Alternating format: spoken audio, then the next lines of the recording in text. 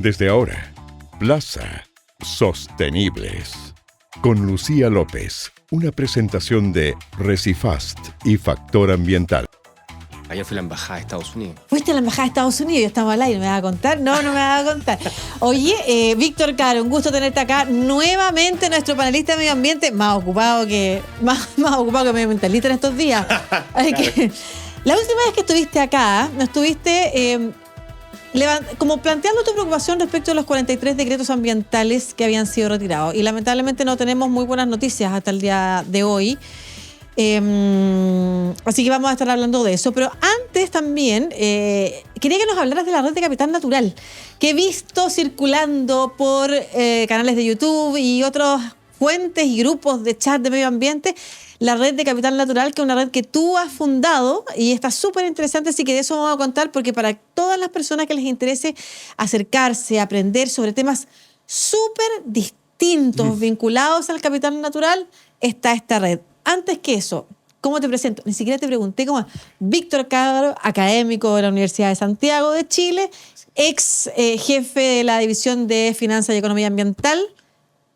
Información y Economía Ambiental, algo así, del Ministerio de Medio Ambiente, doctor en Economía Social. Muchas gracias por estar aquí nuevamente. A ti, Lucía, muchas gracias por invitarme. Ya, y háblame de la red de Capital Natural. ¿Cómo surge esta iniciativa?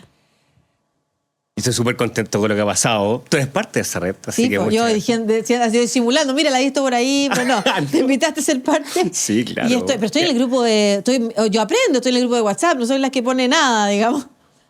O sea, hay muchas cosas que son muy importantes. Yo creo que una de esas tiene que ver con la difusión de ciertas actividades. Perdón, estoy colocando mi teléfono en silencio para que no me problema. Sí, no, te está haciendo caso. No me está haciendo caso, pero es que es un gringo, por eso, son porfiados. Ya. Ahí, pausa. Ahí sí, ya. Ahí, ya. Bueno, Okay. entonces, surge en realidad con la motivación de generar un espacio de conversación. Para serte franco, sin mucha pretensión. Yo cuando lo comento me dicen, no es verdad. Pero te juro que fue una cuestión... o sea, como 10 de marzo, voy un poco desocupado. Y dije, ¿qué hago? Voy a hacer un grupo de WhatsApp. Oye, tal cual, sí, de verdad que fue así. Yo no me creo cuando te cuento esta historia. Yo estaba sentado en la terraza de mi casa, 2 días después, el día 12-13 de marzo, después de haber salido del gobierno, con todo lo que significa el bajarse de ese tremendo animal que es estar en un ministerio, dentro de un gobierno, trabajando todos los días muy full, tomando un par de días para tomar mi vida académica, ordenando la vida, y dije, no, hay cosas que no podemos dejar al azar, digamos, ¿no? Y una de esas, dije, el tema de capital natural. Tú sabes que he trabajado mucho el tema de carbón y sigo ahí fuerte, pero el tema de naturaleza como infraestructura, y ya lo hemos conversado muchas veces también en el programa, como infraestructura económica de desarrollo, pensando el desarrollo sostenible, era un espacio que, a mi juicio, faltaba un espacio de conversación. Mucha gente participa en distintos chats de cambio climático, desarrollo sostenible, ESG, economía circular, pero a mí me parecía que el tema de naturaleza, desde esta perspectiva, me dio la impresión, dije, o yo estoy afuera, que puede ser, digamos, o... Está lleno de chats y está lleno de chats y a mí no me han invitado, que había la posibilidad, o efectivamente falta un espacio. Vamos a ver qué pasa. Entonces, estaba sentado y dije, y este es un tema que me interesa mucho que se siga conversando. Veníamos trabajando el tema capital ya hace mucho rato. Y entonces invité a un par de amigos a armar un chat. Sí, de verdad, un par de amigos a armar un chat. Y realmente dije, ¿sabes qué? Yo quiero que esto sea una cosa bien democrática. Entonces empecé a invitar a todo el mundo. No a sumar a nadie, sino que a mandar invitaciones a gente que yo tenía. Y luego lo puse en LinkedIn, así como el que quiera se suma. Bueno, y la primera semana había, no sé, 70 personas, la segunda 150, la tercera 200, nos llevamos 2 meses y poco y hay 500 personas, ¿cachai? Y gente de todas partes de Latinoamérica y de fuera de Latinoamérica también. Sí, eso ha sido bien interesante porque yo creo que hemos estado varias cosas también, como para entrar más que en la cotidianidad de esto, entrar como en el fondo. Primero, claro, hay una fuerte preocupación por lo que pasa en Chile. Pero cuando hablamos de naturaleza, hay muchos problemas que son transversales también en términos del desarrollo y, por tanto, son problemas que le aquejan a la región completa. La naturaleza no no se define por límites administrativos políticos y por tanto cuando hablamos de problemas en ciertos ecosistemas que van más allá de los límites nacionales, te das cuenta que empieza a haber un interés de distintas partes. Es cierto que en la red hoy día participa un número importante, o sea, la gran mayoría somos chilenos con preocupaciones, yo diría, muy locales a propósito de esto de los reglamentos, por ejemplo, pero también hay mirada latinoamericana. Y han ingresado y tenemos hoy día además algunas actividades de las que podemos hablar, donde más bien le pedimos a gente de Latinoamérica que nos cuente qué está pasando en otros lados, cómo podemos también aprender de ellos. Esto es una comunidad de aprendizaje y eso también es súper importante. Yo creo que en pocos espacios uno encuentra tal nivel de humildad, de decir, ¿sabéis que yo estoy aprendiendo? Aquí nadie se las sabe todas, de que estamos en un proceso, cada uno desde su perspectiva puede aportar, pero eso no significa que aquí te las traigo Peter, sino que todo el contrario. Y una cosa que es bien importante también, yo he visto a gente que ha participado, por ejemplo, en gobiernos de izquierda y de derecha. Ah, claro. Sí. Por ejemplo, desde ese punto de vista, porque me acuerdo la palabra que usaste, democrático, Sí. es bien multisectorial. Hay gente que está en el mundo de la empresa privada, hay gente que está en el mundo de la academia, gente que está en el mundo de las organizaciones de la sociedad civil. Es transversal políticamente. Hay discrepancias cuando hay preocupaciones o preguntas en temas, por ejemplo, que tienen que ver con la contingencia chilena. Y hay, como tú dices, sobre todo ganas de aprender y compartir contenido o de invitar a realizar contenido cuando hay dudas. Nosotros tenemos un capítulo que se llama Clase Magistral Capital Natural. Total. Si usted quiere saber qué es el capital natural, vaya a la playlist de Plaza en el canal de YouTube de ADN y va a entender ahí cómo se está empezando a insertar en Chile. Y por eso era importante que esta conversación no parara, porque es un concepto de vanguardia y un tema de vanguardia, con algunas presencias también en otras regulaciones de otros países, la idea o visiones en incluso espacios como el Banco Interamericano de Desarrollo, qué sé yo, claro. La idea del capital natural, o sea, la idea de que nuestros recursos naturales son un activo económico. Así es. Que nosotros tenemos que incorporar en nuestras cuentas y que tenemos que saber administrar también. He aprendido. Pero además, ¿y por qué estamos conversando sobre esto? Porque, como tú dices, es una red de aprendizaje que es abierta a público. Y no solamente en el chat de WhatsApp, digamos, ¿no? que yo diría que no es tan relevante. Lo más relevante son las microcharlas, que a mí me parecen extraordinarias como fuente de conocimiento cortito y específico sobre distintas... Cuéntanos algunas microcharlas que se han hecho, porque están en el canal de YouTube, podemos decir cuál es el canal de YouTube, y la gente puede ir a verlas. Yo conozco personas que están, por ejemplo, que trabajan con materias primas, que están interesados en esto del capital natural, quieren entender un poco más, y esto es un buen espacio para poder entender las posibilidades financieras incluso que tiene el capital natural. Claro. Es interesante porque uno de los problemas que tenemos con la generación de conocimiento es que siempre pareciera ser que los temas son muy enredados, muy pastosos y que hay que ser como súper especialista. Y el sentido de una red es todo lo contrario, ¿no? Es entender que la generalidad, que hay que difundir el conocimiento, sobre todo en estos temas que son tan innovadores, si tú quieres, ¿no? Como que tienen que con nuevos enfoques. Lo primero que decía es que este tema que es de izquierda o derecha, que hay gente del actual gobierno, del anterior y de todos los anteriores, que se arma un debate cuando hay diferencias de opinión, porque esto nunca es blanco-negro, digamos, siempre hay matices. Pero hay varias cuestiones que son interesantes. Primero, que la ciencia aquí juega un rol súper importante. Esto no es opinología, digamos, no es que me parece que, ¿no? O sea, por tanto, el negacionismo no tiene un espacio porque es evidente que la ciencia nos ha demostrado con creces, y tú lo remarcas en cada programa, de cómo tenemos la evidencia ahí que muestra que el cambio climático fue producido y está siendo producido por el ser humano. Por tanto, entendemos que la ciencia juega un rol fundamental. Voy mezclando la respuesta. A propósito de eso, las microcharlas tienen un propósito, como tú dices, que es dar a conocer un tema, una idea, de una forma sencilla, práctica, que tenga además ojalá la mayor aplicación posible. No son temas teóricos, son temas que están muy asociados. De hecho, una de las ideas, fuerzas de esto, es que son ideas que se transforman en realidad. A propósito de lo importante que es que todo lo que vayamos aprendiendo nos sirva para tener un piso común de conocimiento. Yo creo que es una cuestión que es bien importante. Luego yo no soy especialista en mapas de biodiversidad, no soy especialista en finanzas, una microcharla, finanzas sostenibles, o yo no soy especialista en valorización de servicio ecosistémico, pero es bueno saber de qué se trata cada uno de esos temas. Y por eso que, a propósito de esta misma conversación que se fue dando de la necesidad de, oye, cuéntame más de esto, cuéntame de esto otro, es que dijimos, oye, creemos un espacio que nos permita comentar lo que yo estoy haciendo, lo que tú estás haciendo y cómo eso me sirve para entender mejor lo que tú haces, lo que no significa que yo me voy a transformar en un especialista con una microcharla, digamos. Claro. Simplemente darme cuenta de lo que está pasando. Y ha sido bien interesante porque hemos tenido desde expositores que nos han contado en qué está hoy día el TNFD o cuestiones que son más de corte de estándares internacionales, biocarbon, y gente Y que está... de decirnos el significado de la sigla, por favor. Bueno, claro. Es que no es tan importante si no vamos a entrar ahí.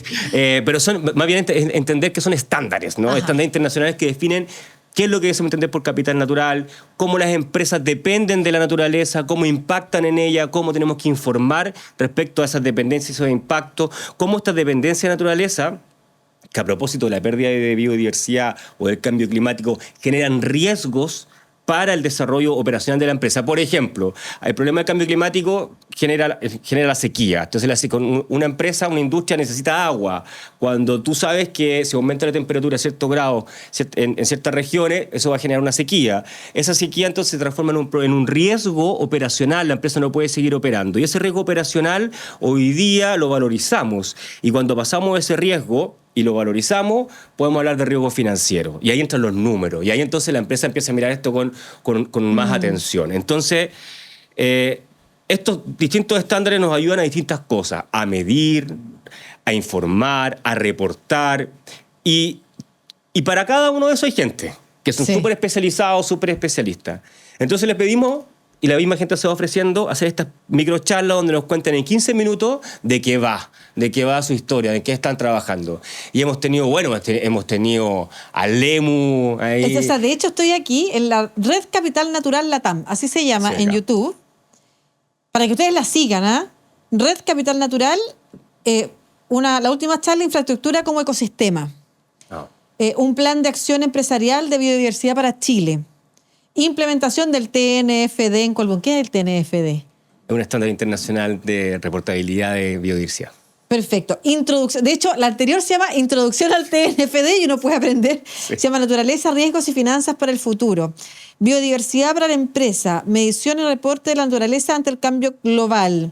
Riesgos financieros vinculados a la naturaleza. Del valor al valores. Total. No, Negocios por naturaleza. Certificación. Un montón. Y capital natural. Naturaleza con valor. Son algunas de las microcharlas que yo invito a visitar. Son 15 minutos extraordinarios. Uno aprende cosas que además son de vanguardia, que esto es bien importante. Está partiendo, pero es vanguardia. Va a estar instalado después. Dijiste ese de valor y valores, que es de la Claudia Cerda, de la Chile. Así que tenemos gente súper top conversando estos temas, pero también gente que te dice, oye, yo esto no sé nada, pero me interesa, y se empieza a meter y participa en las microcharlas, conversa, esto es una cosa súper abierta. Pero, por ejemplo, lo interesante de ese del valor a los valores, que algo que a mí me voló la cabeza cuando lo escuché, y de hecho están haciendo ahí un diplomado sobre esto, aprovecho de pasar el anuncio, Ajá. porque es súper interesante lo que están haciendo, donde dicen, vale, ya hay cierto consenso de que los servicios ecosistémicos, los recursos naturales tienen un valor para la empresa, pero ¿qué pasa con la sociedad? ¿Cómo la sociedad, cómo las comunidades valoran los distintos servicios ecosistémicos? Entonces ya no vale con que la empresa cuente cuántos metros cúbicos de agua necesita y si no los tiene en cuánto riesgo se expone, sino que además hoy día, y en eso está trabajando la Claudia, es cómo la comunidad valora los distintos servicios, no solo tener agua para tomar y para tener un pasto en tu casa, sino que además el valor simbólico que eso tiene para la comunidad, el valor histórico, tradicional, religioso. Y todo eso, y lo interesante es que... Espiritual, claro, todo. Espiritual. Y como volvamos a los baños de bosque que siempre Sí. hablamos, ¿cachai? O sea, eso que va mucho más allá de lo que uno podría medir o cuantificar. Ellos están haciendo en la China un trabajo súper interesante de cómo cuantificarlo, ¿no? De Claro. cómo colocarle un número a algo que es muy difícil de asir. Que además es lo que pasa, por ejemplo, y lo que nos permitiría entender cómo valorizar, luego cómo cuidar los cerros. O sea, cuando las personas van al cerro y puedan llenar una ficha que dice, ¿por qué viene usted acá? ¿Para qué viene? ¿Y cuánto le sale a la persona? Que es una conversación que tuvimos alguna vez. ¿Cuánto cuánto está capaz es capaz de invertir una persona en ir a cubrir esa necesidad que le provee un cerro desde el traslado? Son cosas que no medimos financieramente y que pasamos por alto que están ahí hasta que no están. Bueno, es lo que estamos. Cuando uno habla del enfoque de capital natural, es lo que tratamos de hacer. Pues decir, mira, efectivamente, aquí hay un montón tenemos una cordillera aquí. Esta semana atrás hubo un seminario muy interesante sobre eso que además, fíjate que organizado por Parque Cordillera, por la UDD, por el Claudio Sabásquez, los nombres porque está muy, muy interesado en estos temas y siempre los promueve. Miembro de Capital Natural. Por supuesto que es miembro. Del gobierno participó, él estuvo acá también en un capítulo del gobierno de Sebastián Piñera, tuvo algunos vínculos ahí también, entonces sí. Estamos hablando de gente que es transversal a distintos gobiernos. Bueno, volvamos a eso. Eso es súper interesante porque lo que te permite identificar esto es que si nosotros entendemos que lo que siempre hablamos de la casa común, ¿no? Que es la tierra, o sea, la verdad es que a la biodiversidad, a la naturaleza, que yo sea de izquierda o sea de derecha, le da lo mismo, claro. Digamos, ¿no? Lo que tenemos que ser es ser seres humanos, inteligentes, capaces de tener una forma de vincularnos con la naturaleza que sea saludable. Por dos razones que son fundamentales. La primera, porque la naturaleza tiene un valor que es intrínseco, es en sí mismo. Tienen tanto derecho los animales como nosotros de estar acá, las plantas, en fin. Por tanto, hay ahí todo un ámbito de la conservación a propósito del valor de la naturaleza que no podemos soslayar por esta otra mirada que tiene el capital natural, que es cómo yo aprovecho a la naturaleza. Queremos aprovechar, pero para seguir aprovechando lo que la naturaleza nos provee, tenemos que cuidarla. Y ahí está el mensaje, si esto tampoco es física cuántica, digamos. Claro. O sea, nosotros tenemos hoy día la naturaleza que nos provee de bienes y servicios, que ya hemos hablado. Vean la charla que está muy buena. La clase magistral. La clase magistral que ahí explicamos con más detalle. O sea, la naturaleza nos provee de bienes y servicios, de agua, nos limpia el agua, nos limpia el aire. Si queremos que eso siga sucediendo, tenemos que cuidarla. Y eso significa que cuidarla significa que tenemos que ser capaces de cambiar nuestros patrones de consumo y de productividad. Esto es bien lineal, digamos. Ahora, hacerlo cuesta muchísimo. Y para eso es muy importante entonces que el Estado tenga la capacidad, la disposición y los instrumentos para cuidar la naturaleza.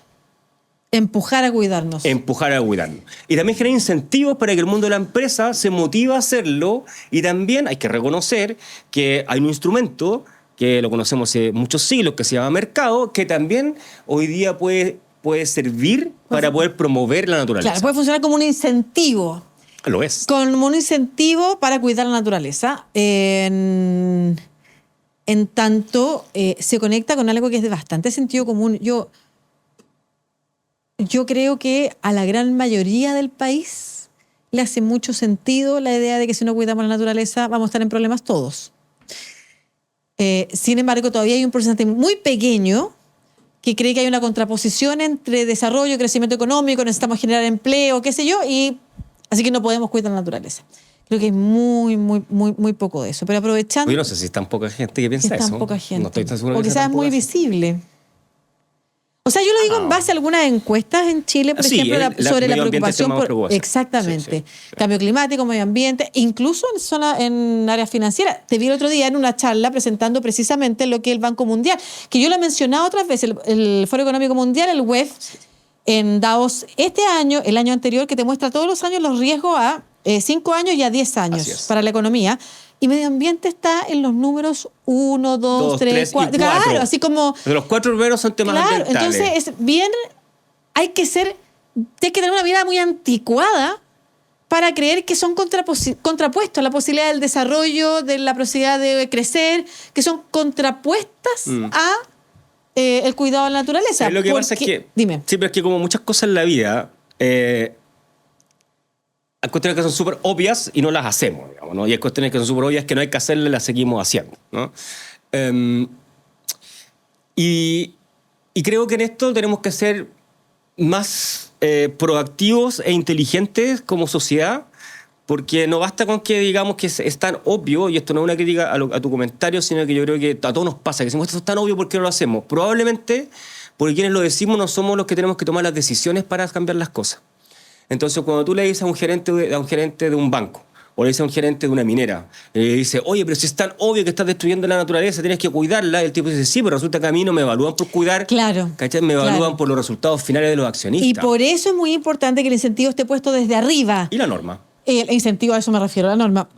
Porque efectivamente a las personas le ponen otras métricas para medirlas en sus trabajos. Y esas métricas están prioritariamente relacionadas con rentabilidad, que es una conversación que hemos tenido súper interesante también con Joan Belé, cambiar el foco de la rentabilidad. O sea, la rentabilidad hoy en día está haciendo que tu negocio sea insostenible en el largo plazo. Ok, te va a hacer a ti cumplir la meta de fin de año, pero tu negocio está corriendo riesgo en el largo plazo. Y probablemente eso se relaciona también con algunas decisiones de Estado que probablemente, si es que están apegadas a la evidencia científica y técnica, entienden que en el largo plazo es un problema, pero que están preocupados de los resultados Pero más si de tú lo corto piensas, plazo. pero pasa lo mismo, porque si tú lo pensáis, otra cosa es cuando es doctrinario.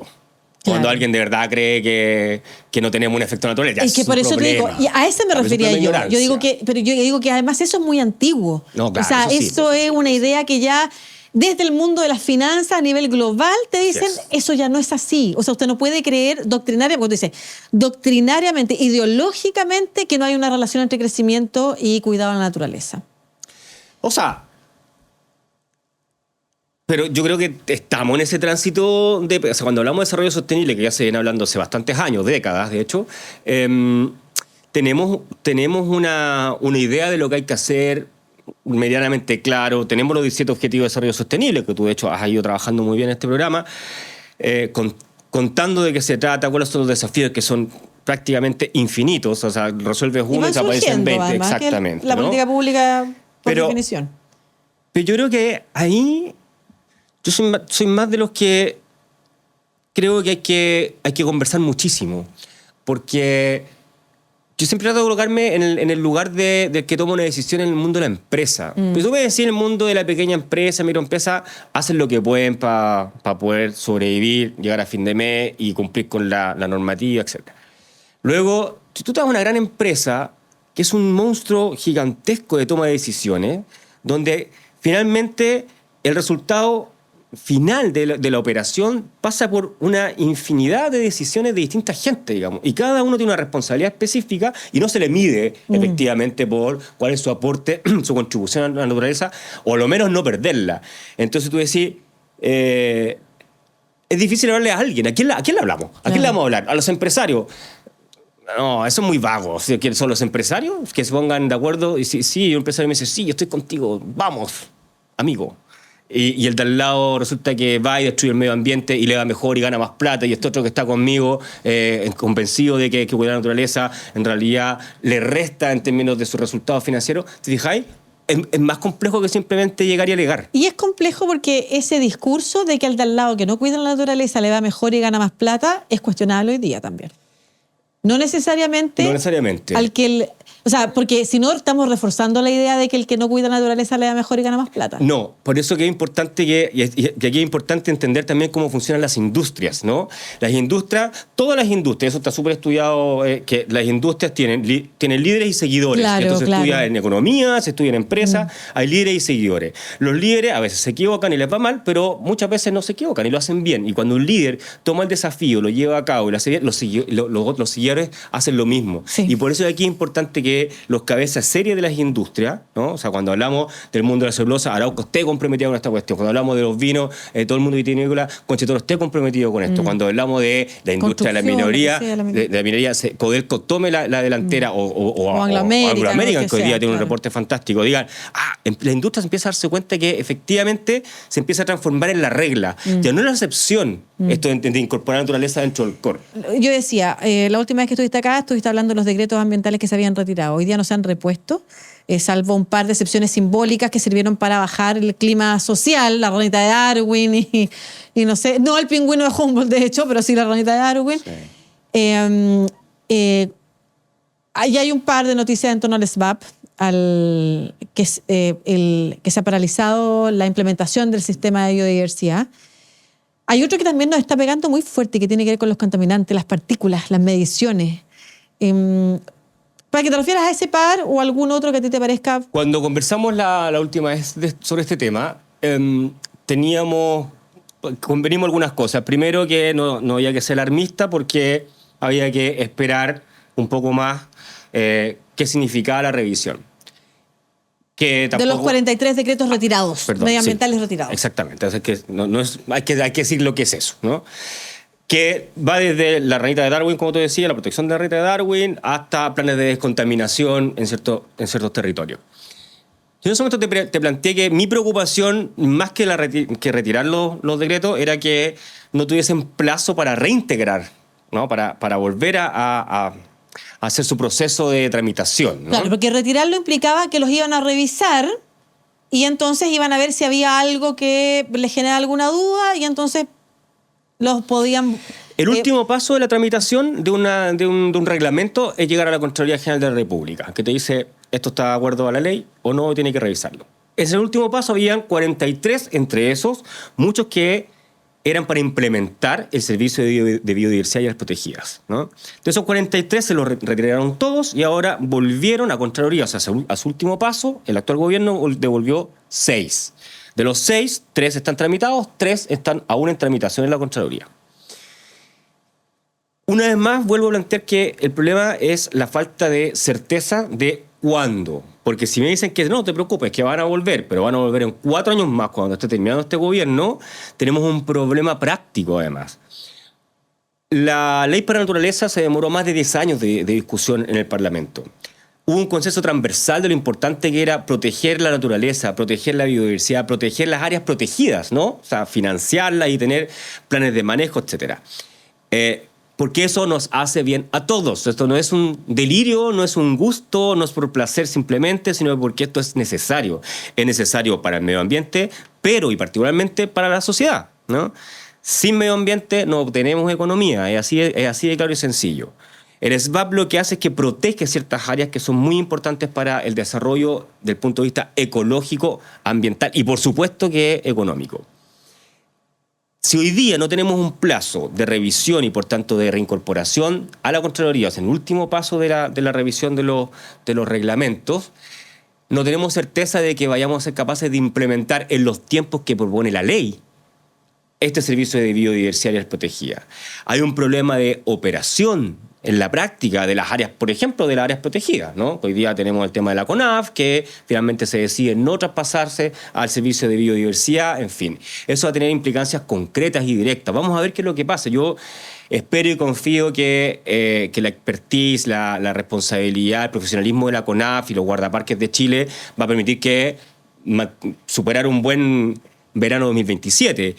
Pero no es solo superar una contingencia, se trata de una estructura, de cómo entendemos cómo vamos a proteger el medio ambiente. Y el SBAP, era el Servicio de Biodiversidad y Áreas Protegidas, era el último eslabón que le faltaba a la institucionalidad chilena. Eso se reconoció no solo en Chile, sino que a nivel mundial. Y hoy día vemos que han pasado ya casi 3 meses o más del gobierno, de la instalación del gobierno, y lo que se anuncia como una agilización de los procedimientos, como una capacidad de este gobierno de incorporar mejoras en la gestión, ¿no? Ser un gobierno más productivo. En la práctica se ha traducido que de los 43, solo 6 se han reingresado. O sea, todavía hay un amplio porcentaje. O sea, ¿cuánto es eso? El 15%. Sí, y además quien había sido nombrado por el gobierno como director del SBAP, Tomás Sarachev, ha hecho una declaración que es bien dura respecto de lo que se ha observado en el documento que se había presentado a Contraloría, porque es importante recordar una y otra vez lo que tú señalas. Es una discusión en el Congreso que ha demorado 10 años, que un montón de cosas, y se pasa. No es como algo que se le ocurrió al gobierno pasado, nomás, que es bien importante. Claro. Y dice que se han detectado, y lo dice de una manera bien dura, como diciendo irregularidades, cosas extrañas, hemos presentado a Contraloría por no sé qué, como que no hay, al menos lo que él señala, la posibilidad de vislumbrar una reincorporación pronta. La rimbombancia siempre deja, digamos, ¿no? Siempre lo importante es esperar qué pasa cuando se acaba el destello de unas declaraciones bueno, ¿dónde están esos sumarios que se anunciaron? Pues, ¿dónde están las denuncias a la Contraloría? ¿Cuáles son? ¿Dónde están esos grandes puntos de diferencia? Entendiendo que esto es una ley que se discutió mucho. Luego, los reglamentos. Los reglamentos, yo te lo explicaba la otra vez, lo explicábamos aquí con mucho detalle. No es algo antojadizo que se le ocurra a un funcionario público, es una discusión que se da. El tema, por ejemplo, del traspaso de los guardaparques de la CONAF al SBAP, es una discusión larguísima, donde por supuesto cada uno de los grupos tiene intereses, que son muy legítimos por cierto, y se ha logrado llegar a un acuerdo. Eso no se le ocurrió a la ministra anterior, ni a la anterior. Eso fue un acuerdo político, institucional, social, entre los actores que están involucrados. Ya, y para cerrar, ¿por qué podría haber interés en no avanzar hacia esa institucionalidad? Mira, qué pregunta. A ver, pensándolo en positivo. Vamos primero con lo positivo. Yo creo que hay interés en las cosas mejor, suponiendo que las cosas se pueden hacer mejor siempre porque somos seres humanos. Pensando en la institucionalidad, porque es evidente que al actual gobierno el tema medioambiental es un tema marginal y de segundo o tercer nivel de importancia, digamos, ¿no? Así lo han manifestado sus máximas autoridades, partiendo por el presidente de la República y sus ministros, digamos, ¿no? Ok, pero si a uno no le importa, podría dejar que la cosa avanzara nomás. Porque que la cosa avanzara nomás significa efectivamente completar la institucionalidad que protege la naturaleza. Okay. Y eso puede ser una piedra en el zapato para quienes no creen que la naturaleza es parte de la infraestructura económica del país. Víctor Caro, académico de la Universidad de Santiago, es jefe de la División de Información y Economía Ambiental del Ministerio de Medio Ambiente, doctor en Economía Social. Muchas gracias por esta conversación. Como siempre, reinvitado a seguir viniendo, y muchas gracias también a quienes nos acompañaron en este capítulo de Plaza, el espacio sostenible de ADN. Que estén muy bien. Chao. Atención, si eres educadora o técnico en educación parvularia, te invitamos a ser parte del programa Del Aula a la Comunidad, porque tu trabajo en el aula transforma vida y es hora de que todo Chile lo vea. Postula tu práctica pedagógica y juégatela por $1.000.000 para ti y tu equipo y la oportunidad de protagonizar la serie web. Entra a fundacionarcor.cl y cuéntanos cómo tu proyecto educativo está impactando en tu comunidad. Del Aula a la Comunidad de Fundación Arcor, prácticas que inspiran, comunidades que avanzan. En el mundo industrial, la eficiencia y la productividad son fundamentales. Por eso te presentamos la Liquid Baler de Recifast, una máquina que realiza en un solo paso la compactación, el vaciamiento y la captura de los líquidos resultantes del proceso de manejo y recolección de latas de aluminio, botellas PET o envases Tetra Pak. La Liquid Baler de Recifast es más rápida, eficiente y limpia y tiene el más alto estándar de seguridad en la gestión de este tipo de residuos. Es la solución que tu empresa necesita para el manejo eficiente del vaciamiento sin derrame de las mermas o subestándar de tu proceso de producción. Busca más información de la Liquid Baler en recifast.cl. ¿Buscas una empresa que se haga cargo de la gestión de tus residuos de manera limpia y sostenible? Necesitas a Factor Ambiental. Más de 15 años de experiencia en gestión de residuos, mantenciones industriales y servicios logísticos. Operan en minería, energía, construcción e industrias productivas en general. Factor Ambiental, gestión de residuos para una industria limpia y sostenible. Encuéntralos en factorambiental.cl. ¿Inviertes en publicidad digital pero no logras captar clientes reales? Es hora de escalar tus ventas con Formulab, tu agencia de marketing de performance. Expertos en maximizar tu retorno. En Formulab son especialistas en captación de pacientes para clínicas dentales, centros médicos o de estética. Potencian el mundo de las finanzas como empresas de factoring y también el de las instituciones educacionales. Deja de gastar por gastar e invierte en resultados. Visita hoy formulab.cl y agenda una reunión o escríbeles al Instagram @agenciaformulab. Formulab, la fórmula de tu crecimiento. Esta y otras entrevistas de sostenibilidad ambiental y social, de diálogo y cooperación entre personas, países y comunidades las puedes encontrar en la playlist de Plaza Sostenible, en el canal de YouTube de ADN Radio Chile.